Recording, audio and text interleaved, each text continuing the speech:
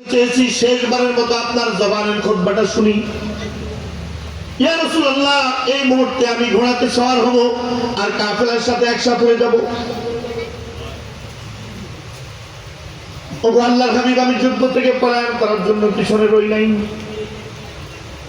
আল্লাহর হাবিব সাল্লাল্লাহু আলাইহি ওয়াসাল্লাম আব্দুল্লাহ ইবনে রাওয়াহার এই মহব্বত দেখে হুজুর তো আবেগ আপ্লুত হয়ে যাওয়া দরকার, বুকে জড়িয়ে ধরা দরকার। তুমি তো আমার সাচ্চা আশিক। জি, হুজুরের গোসা আরো বাড়ছে, রাগ আরো বাড়ছে।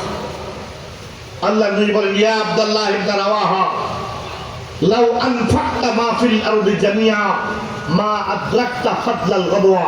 হে আব্দুল্লাহ ইবনে রাওয়াহা, তুমি আমার হুকুমের উপর নিজের সিদ্ধান্তকে প্রাধান্য দিয়েছ, আমার থেকে একটু আগ বাড়াইয়া বুঝছো। আমি বুঝছি সকালবেলায় গেলে তুমি ভালো, তুমি আমার থেকে আর একটু আগ বাড়াইয়া বুঝছো যে না, নবীর পিছনে শেষ জমানা পড়ে গেলে ভালো।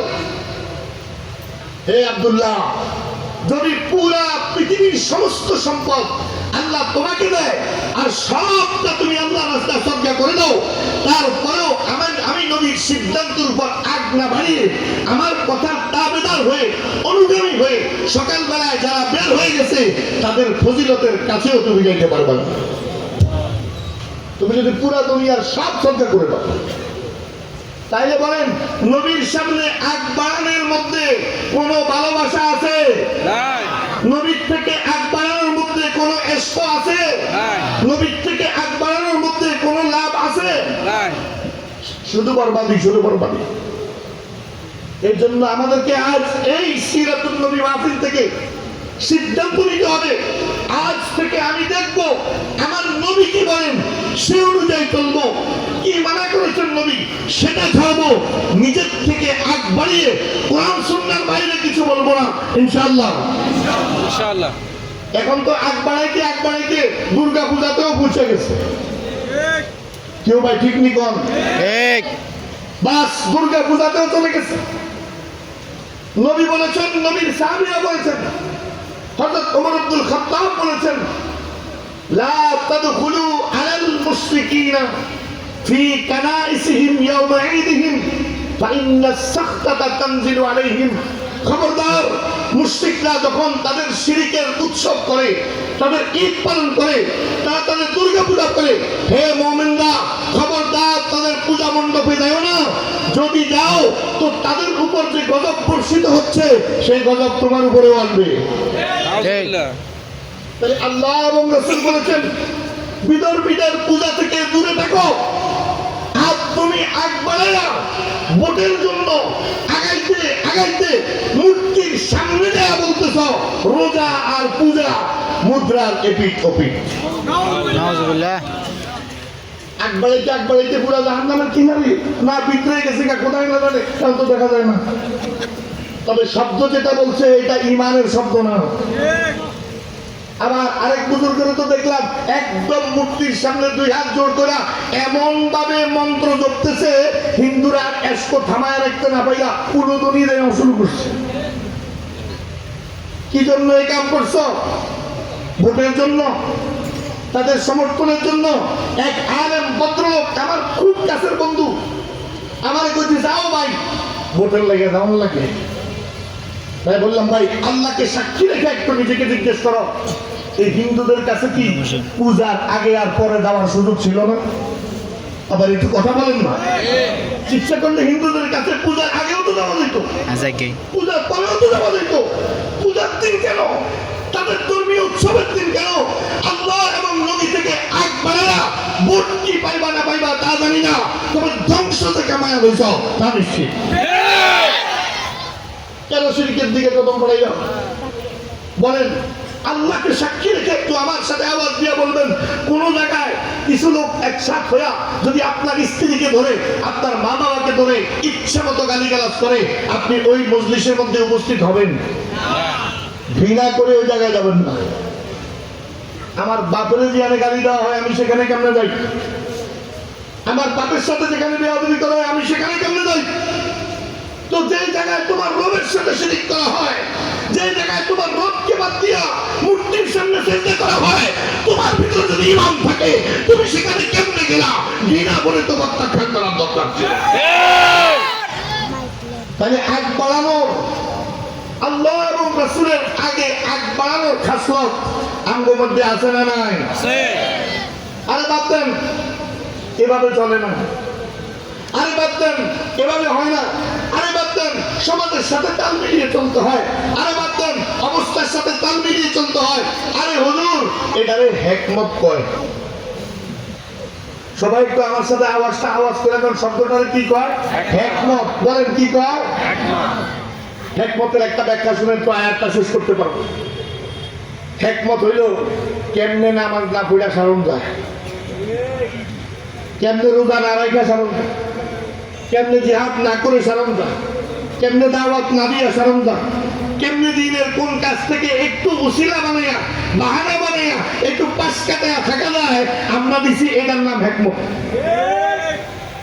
প্রকৃতপক্ষে হিকমত হইল সকল প্রেক্ষাপটে, সকল পরিস্থিতিতে, সকল অবস্থায় দ্বীনের উপর চলার একটা রাস্তা বের করা, এটার নাম হিকমত। বলেন দ্বীন থেকে পাশ কাটানোর নাম হিকমত, না দ্বীনের উপরে চলার নাম হিকমত? মনে করেন এক জায়গায় আপনি একসাথে হয়েছেন, এমন জায়গায় যেখানে নামাজ পড়া নিষেধ, নামাজ পড়তে পারবে না কেউ, এমন কোন প্রেক্ষাপটে আপনি পড়ছেন। এখন আপনি দাঁড়িয়ে চিন্তা করতেছেন, আল্লাহ একটা রাস্তা তুমি আমার দাও না, যাতে আমি এই অবস্থার ভিতরেও নামাজটা পড়ে নিতে পারি। এই জন্য ইসরায়েলের কারাগারে বন্দী এক মুসলিম জেলখানা থেকে মুক্ত হয়ে ফিলিস্তিনের এক আলেমকে প্রশ্ন করেছে, হুজুর বাথরুমের ভিতরে যদি নামাজ পড়ে নামাজ হয়?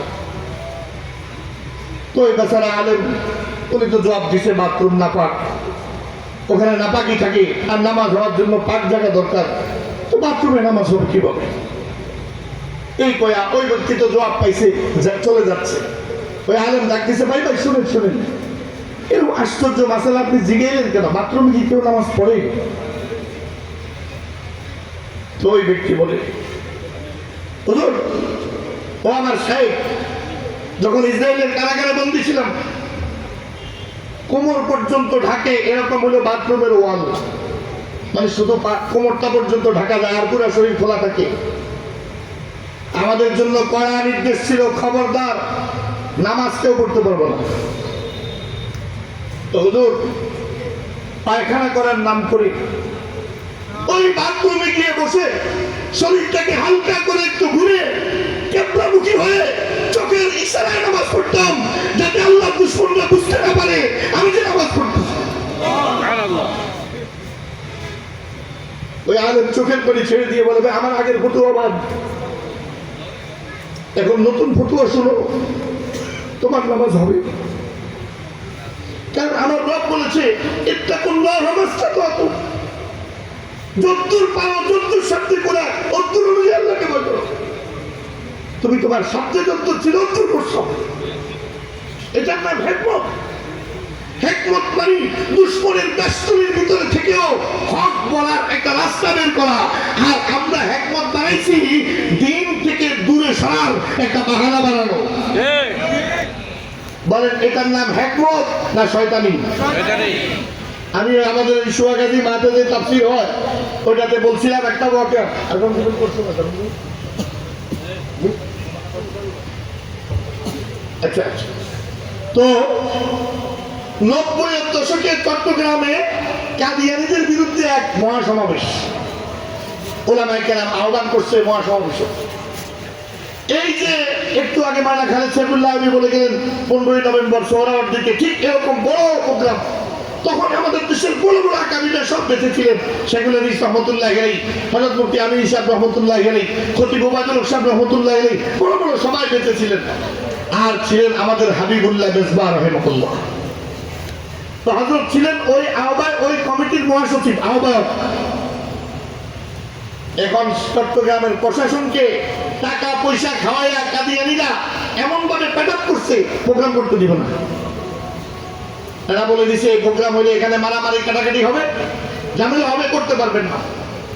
শেষ পর্যন্ত দীর্ঘ আলোচনার পর প্রশাসন এর অনুমতি দিছে, যেহেতু আপনাদের অনেক লোক চলে আসছে, কাছাকাছি আছে, অনেকে চলে আসছে, তাই আপনারা প্রোগ্রাম করেন। তবে শর্ত হইল কাদিয়ানীদের ইস্যু নিয়ে কোনো কথা বলতে পারবেন না। যদি করেন সঙ্গে সঙ্গে প্রোগ্রাম ভেঙে দেওয়া হবে। হাজার হাজার ফোর্স দাঁড়িয়ে আছে তার দিকে। হাবিবুল্লাহ মেজবা রাহিমাহুল্লাহ বলছেন, আমরা একটা কথাও বলতাম না, অনুমতি দেবে। তো ওলামায়ে কেরাম কয়, হুজুর কাদিয়ানীদের ব্যাপারে যদি কিছু না বলা যায় তো সমাবেশ করি না, তো আচ্ছা করি না। তো সব হুজুররা বক্তব্য রাখছে, কেউ ধরে কাদিয়ানীর নামটা পর্যন্ত বলছে না। আখিরি বয়ান হাবিবুল্লাহ মেজবা রাহিমাহুল্লাহ, তিনি দাঁড়াইছেন খুতবা পড়ে বলতেছেন, প্রশাসনের ভাইদেরকে ধন্যবাদ, আপনারা আমাদেরকে প্রোগ্রামটা শেষ পর্যন্ত করার অনুমতি দিচ্ছেন। আপনাদের সাথে আমরা ওয়াদাবদ্ধ হয়েছি, কাদিয়ানীদের ব্যাপারে আমরা কোনো কথা বলবো না। এ পর্যন্ত আমরা কোনো কথা বলি নাই, আমাদের আলেমরা কেউ কিচ্ছু বলে নাই। বিশ্বাস করেন প্রশাসনের ভাইয়েরা, আমরা পাক্কা ওয়াদা রক্ষাকারী। যদি আমরা আপনাদের সাথে ওয়াদা না করতাম, তাহলে আজকে এখান থেকে ঘোষণা দিতাম কাদিয়ানী কাফের। যদি ওয়াদা না করতাম, তাহলে আজকে বলতাম আবু জাহাল, আবু লাহাব তারা নবীকে অস্বীকার করছে, কিন্তু নিজেরা নিজেদেরকে নবী দাবি করে নাই। গোলাম মোহাম্মদ কাদিয়ানী শুধু নবীকে অস্বীকার করে নাই, নিজকে নবী দাবি করার কারণে আবু জাহাল, আবু লাহাব থেকেও গোলাম মোহাম্মদ কাদিয়ানী আরো বড় কাফের। যদি আমি ঘোষণাটা দিতাম, খালি ওয়াদা করছি বিদায় করতে পারলাম না। এইভাবে আধা ঘন্টা 40 মিনিট ধরে একটা আকীদা কাদিয়ানীদের বাদ দিছে না।